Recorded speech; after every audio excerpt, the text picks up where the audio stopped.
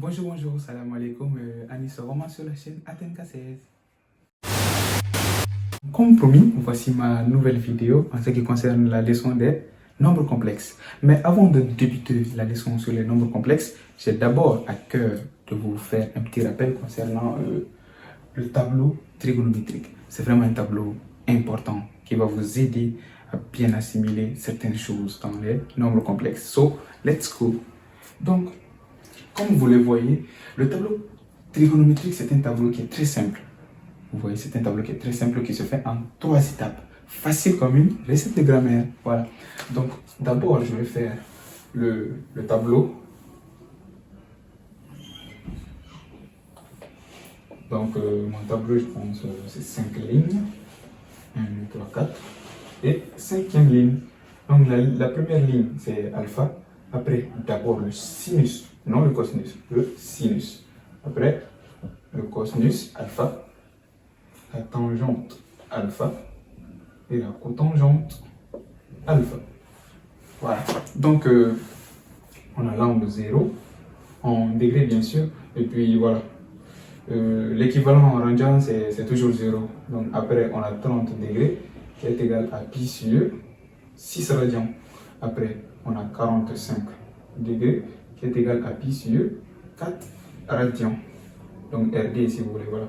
Donc 60 degrés qui est égal à pi sur 3 en radians. Voilà. Et puis j'allonge un peu. 90 degrés qui est pi demi radian. Voilà. Donc, comme je vous l'ai dit, ça se fait en 3 étapes simples comme une recette de grammaire. Première étape. Donc, première étape, bon, je vais l'écrire là.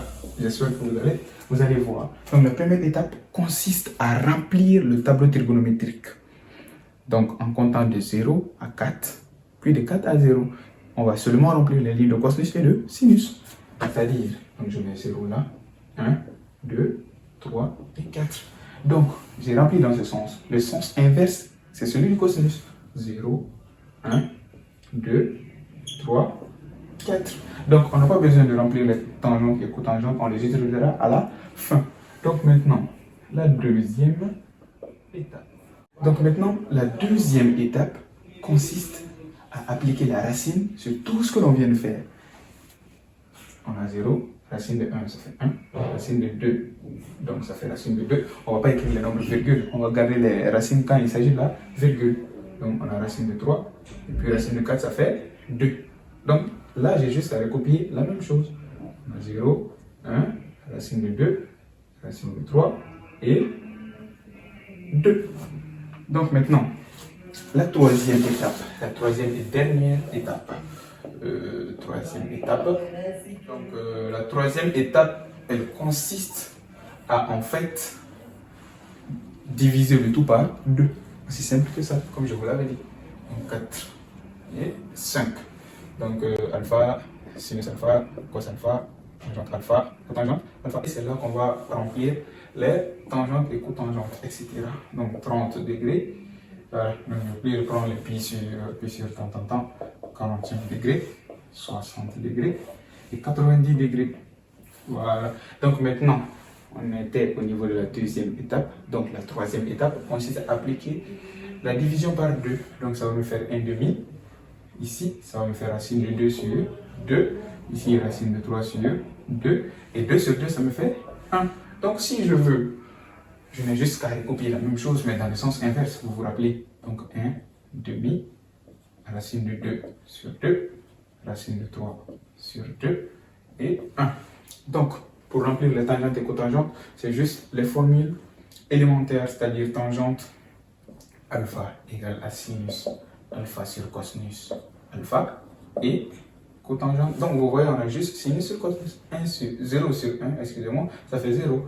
Là, on simplifie les deux, ça me fait 1 sur racine de 3. Ou si vous voulez, quand on rend rationnel, racine de 3 sur 3.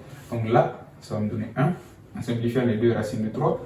Et ici, ça va me donner l'infini. Bon, on va représenter ça par une croix. Voilà. Donc, on a juste à recopier l'inverse parce qu'en fait, cotangente alpha, ça me fait cosinus alpha sur sinus alpha, soit 1 sur tangente alpha comme vous le voulez. Donc la croix, le 0 plutôt ici, 1 sur racine de 3, racine de 3 sur 3, ici on a 1, ici on a racine de 3, et ici on a notre croix. Donc, comme je vous l'ai dit, c'est un tableau très simple qui s'obtient en 3 étapes, facile. Donc, je vous remercie d'avoir pris votre temps pour regarder la vidéo et n'hésitez pas à vous abonner si ça vous a plu, bien sûr, commenter, partager, liker, et puis vos critiques sont les bienvenues sur les commentaires. Et merci beaucoup et à la vidéo prochaine. Ciao.